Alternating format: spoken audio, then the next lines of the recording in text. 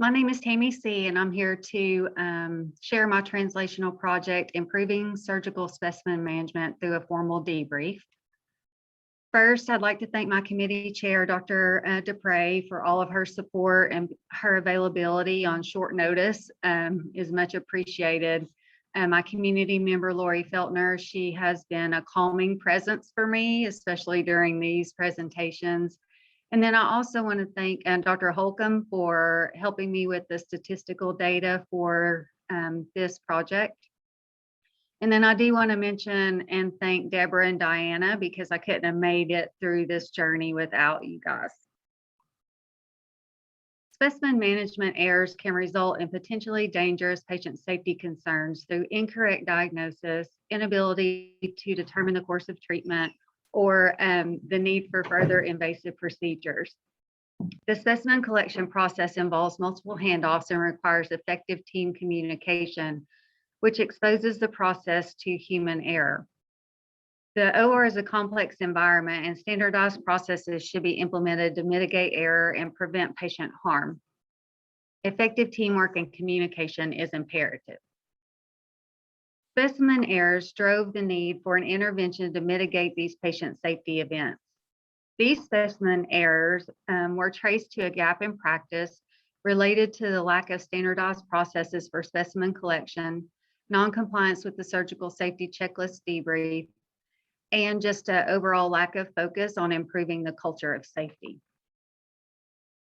The PICO question formulated to guide my evidence-based research is, among OR nurses at Park Ridge Medical Center, how does the implementation of the postoperative formal debrief protocol compared to current practice impact specimen management and the culture of safety over 6 months? This DNP translational project is a quality improvement project utilizing qualitative and quantitative measures. Qualitative data was collected through focus groups where I met with team members to solicit feedback on their overall perception of the culture of safety and their barriers to conducting the surgical safety checklist debrief. In addition, a pre-test, post-test study was distributed to get the perception of safety from all of the team members. Quantitative data was collected from OR specimen errors from the incident reporting system pre-project and then throughout the project. Team member education workshops were conducted at various times to capture all of the team members. And then audits were conducted on the specimen management process and the surgical safety checklist debrief. Audits were conducted pre-project and then throughout the project. The project goals were to address gaps in practice related to a lack of standardization in the specimen management process, the inconsistent use of the surgical safety checklist debrief, and to improve the culture of safety. And all of this with the ultimate goal to decrease the specimen management errors. At the beginning of the project, short-term and long-term goals were identified, where short-term goals included 75% of staff participation in the education sessions, a 50% compliance with the debrief, and then a 10% decrease in specimen management errors. The long-term goals included 90% staff participation and compliance with the debrief and a 25% decrease in specimen management errors. There were several interventions utilized for the implementation of this project, and each one needed to be measured to determine the overall impact. So the specimen management workshop sessions were held, and team member education and expectations were set out for all of the team members on the specimen management process, the facilitation of the debrief, and that was measured by the percent of attendees. What was not included originally in my project design was implementation of daily safety huddles where we discussed the errors that happen within the department. And the reason why we decided to do that is during the specimen management workshops, they were all very surprised to learn the number of specimen management errors that had occurred within the department. So that was eye-opening in that we are not sharing the errors that happen so that we can learn from each other and improve. The specimen management process and surgical safety checklist debrief facilitation included benchmark audits and then random audits throughout the project. The culture of safety was measured by a safety attitudes questionnaire that was distributed in paper form, thinking that I could get more response, a better response, because a lot of the team members don't really log onto the computer. So I thought maybe I could get a better return. So we did a pre, mid, and post survey, and it was anonymous. Focus groups were held to compile common themes, and then I took that opportunity to talk to the nurses about nursing certification, just to improve and have an impact on professionalism and further raise the standard of care. The decrease in specimen management errors were collected through benchmark data collection through the incident reporting system with the help of the risk manager, and then data was collected throughout the project implementation. During the focus groups, 4 common themes emerged where 100% of those that attended said that it was most difficult because the surgeon has already left the OR when it's time to do the debrief. So the surgeon leaves the OR before the final count because we have first assistants in surgery that perform the final closure. So this makes it very difficult to conduct the entire debrief with the surgeon, so then they just don't do it. Some of them said that they just forget to perform the debrief because after they confirm that the counts are correct, there's so much going on within the room that they just forget to do it. And then there is a lot of efficiency pressures within the operating room. So there's so much happening at the end of the case that they're trying to make sure that everything is completed, such as their charting and counts. And then they're opening the surgical dressings and they're trying to wrap it up so they can turn the room over for the next case. And then some mentioned that they were never really trained on how to do it or when to do it. So these common themes were utilized when during implementation to try to help determine when the best time was to do the debrief and how to confirm the specimen with the surgeon.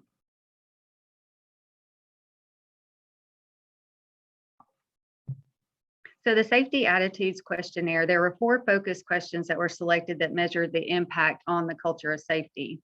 And when asked the question, is it difficult to speak up, only 22% on the pre-survey felt like it was not difficult to speak up.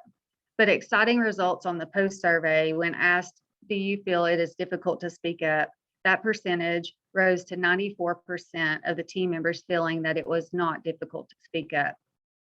When asked the question, is it difficult to discuss errors, only 2% on the pre-survey felt that it was not difficult to discuss errors, while on the post-survey, the percentage rose to 62% of the team members stating that it was not difficult to discuss errors.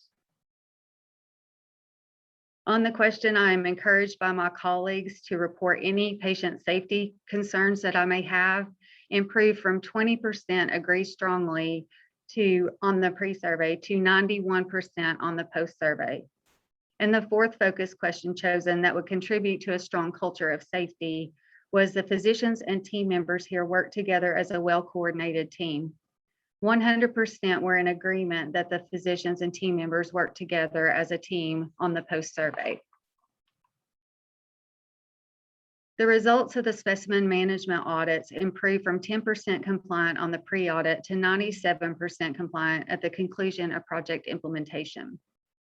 The pre-audit revealed a wide variation in the specimen management process practice. This confirmed the need for a standardized process, which was provided to all team members during the education sessions. Similar results were recorded for the surgical safety checklist debrief audits, with only 5% compliant in conducting the surgical safety checklist debrief pre-project implementation. The month following the education sessions, the compliance percentage increased to 60%, and at project completion, the compliance rate reached 100%. I really wanted to highlight these 2 results because I felt that the implementation of the safety huddles directly impacted these 2 questions.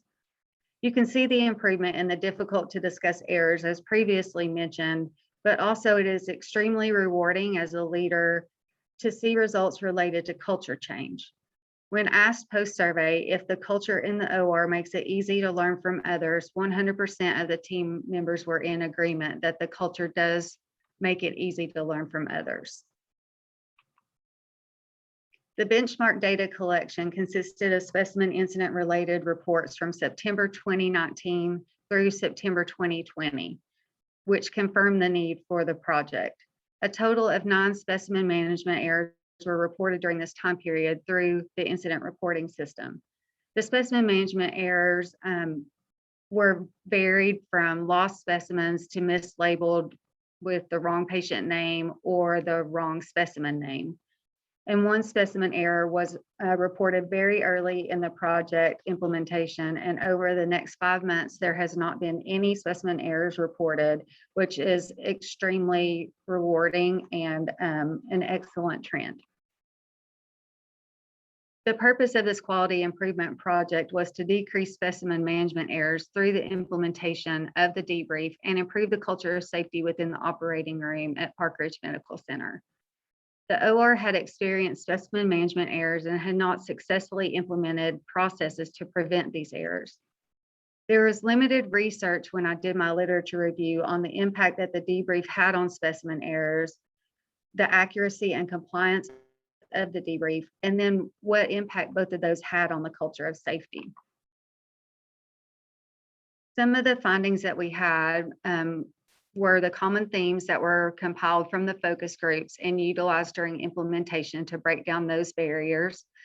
And as mentioned earlier, team members were surprised to learn of the number of specimen errors which resulted in the implementation of the safety huddles.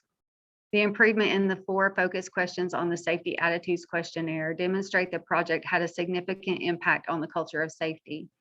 And the improvement in compliance with the surgical specimen management process and the debrief all helped to reduce the number of specimen errors. These are some of the team members that I worked with, and what wasn't mentioned earlier is, as you can see on that prep stand, there's a lime green laminated sheet that says specimens. So what we found was a wide variation in practice from the nurses of what they did with the specimen after they received it from the sterile field, which we felt like resulted in some of the lost specimens. They just couldn't remember where they put it, and perhaps someone threw it away thinking that it was just an empty cup or something that wasn't needed.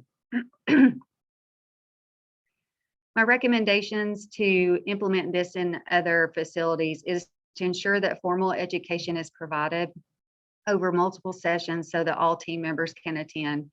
And it's very important that the department leadership and key hospital leadership are present in those workshops.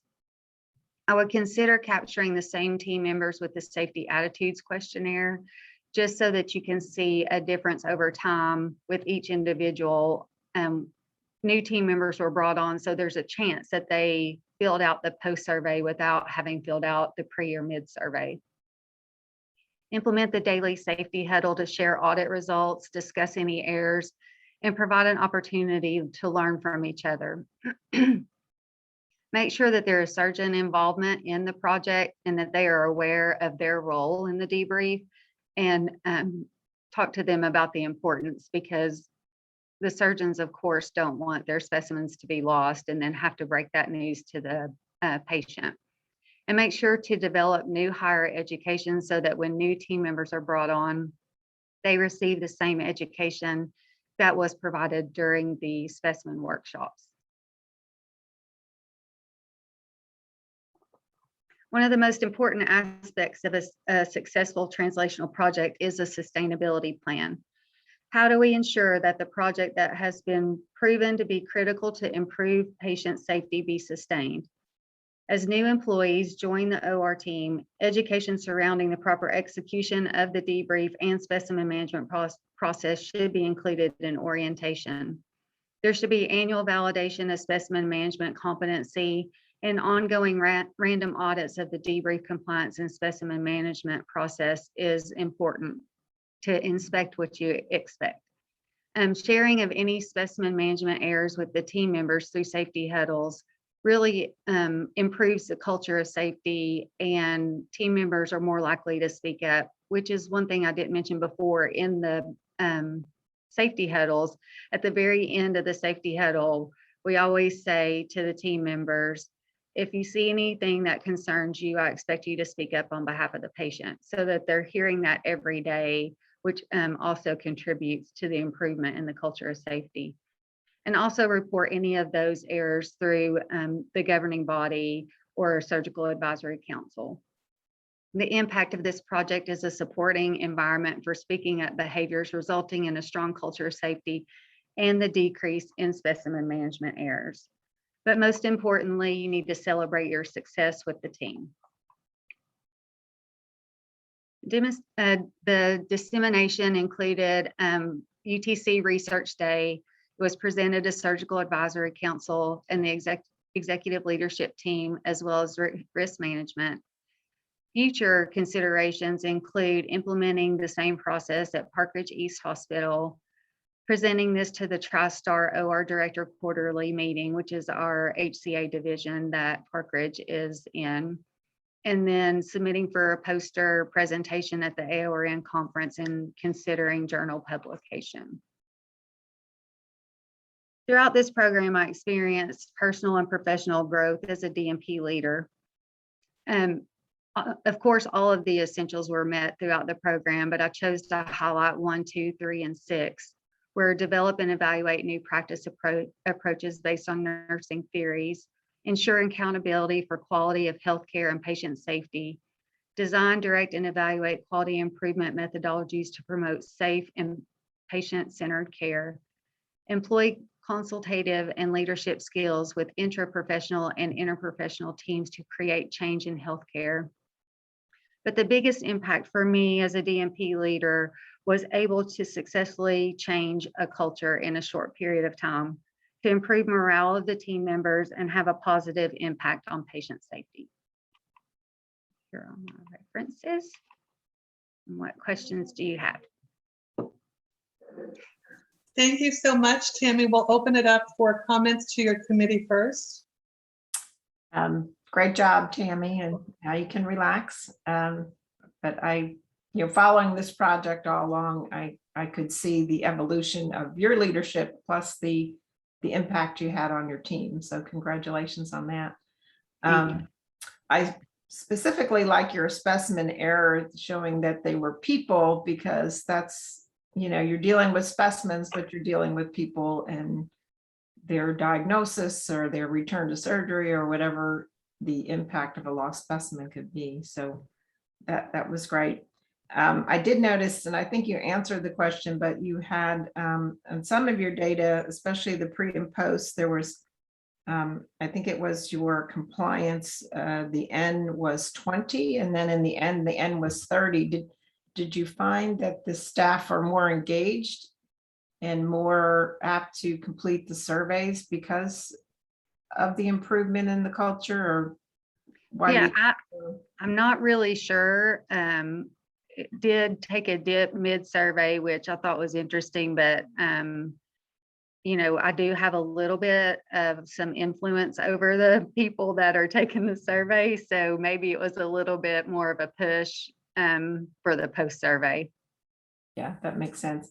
And then I guess the impact of the pandemic. So what barriers did that pose for you? Well, to be honest, there wasn't a lot. Even when we went to elective cases, we still had cases. Mm-hmm. So we were able to continue with the audits, and we still had some. Well, we weren't doing as many surgeries. We did have several every day. So we were able to do the audits, and then also kind of helps with freeing up some time for education. So it might have worked for my project in my benefit for the pandemic, where sometimes it hurts other projects. Great, thank you. Good job. Thank you. I'll open it up to the rest of the group.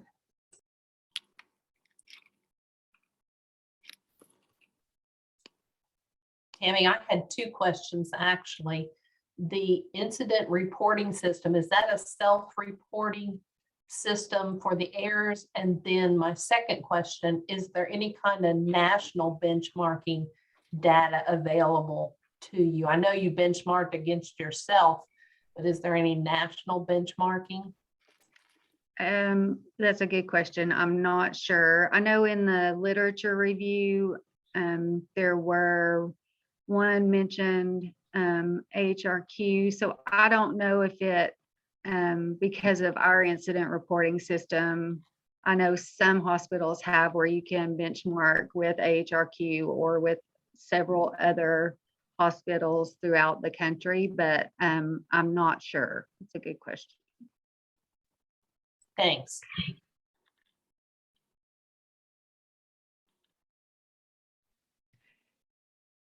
Tammy, oh, sorry, Deborah, were you going to talk?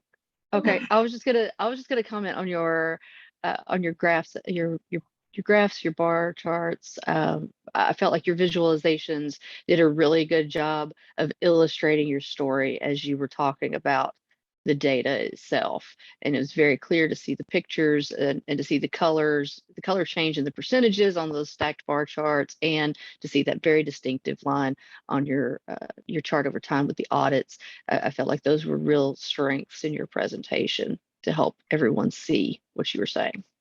Thank you. And thanks for your input on that. And I was going to mention at the beginning, for those of you who have not met with Dr. Holcomb one-on-one and talked about data, she completely lights up and it gets so excited when she comes up with, oh, we could do this visual representation. So yeah, I really enjoyed our time and I appreciate all your help. Well, you're welcome. And it turned out it looked really nice, because sometimes I meet with so many of you during the course of things that I don't remember what I've talked about with who, and then I see something on the screen. I'm like, I think we talked about that. I think that was something we did. If not, it's really awesome either way. But but yeah, they turned out really, really nice. So Thank you. you're welcome. And Lori is here, and she got here right on slide 1. So Yes. I would just like to say that we're really, really proud of Tammy and her work, and we're seeing very promising results here in the hospital that's impacting patient care. And kudos to her team and congratulations. thank you.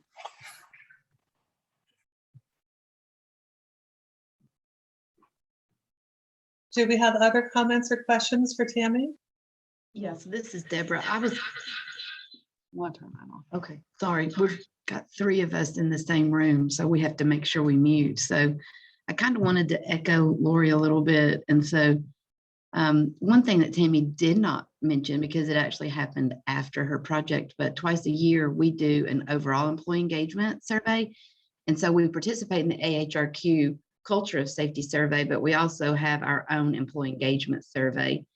And so I don't know that we could say that it was tied to that, but surgical services saw a huge increase in overall employee engagement from the May survey to the October survey. And I have to think that some of it was this, when you see those great results that, Tammy had with team members feeling like they could speak up and that the environment was conducive to it. And so it was post-project, but I think some of it was that. And of course, in my role, I get to hear about every one of these if there is a specimen error. And so personally, I want to thank Tammy as well for the work that was done. And as we, she has safety huddle within the OR, but we also have an overall safety huddle every morning that every leader from Park Ridge is on. And so anytime something happens that could impact patient care, we talk about it on that. And so I think everybody has actually noticed that there hasn't been anything talked about from the OR in a long time. And so, yay. So we're excited to keep that going. And so I think the whole leadership team actually, has noticed that as well. So great job, Tammy. Thank you, Tammy. And for all of you, Tammy will be available in her poster session this afternoon if you'd like to get more information or feedback on her project. in keeping with our schedule, Sheena, you're up to present, and I see that Dr. Paulson is on as well. So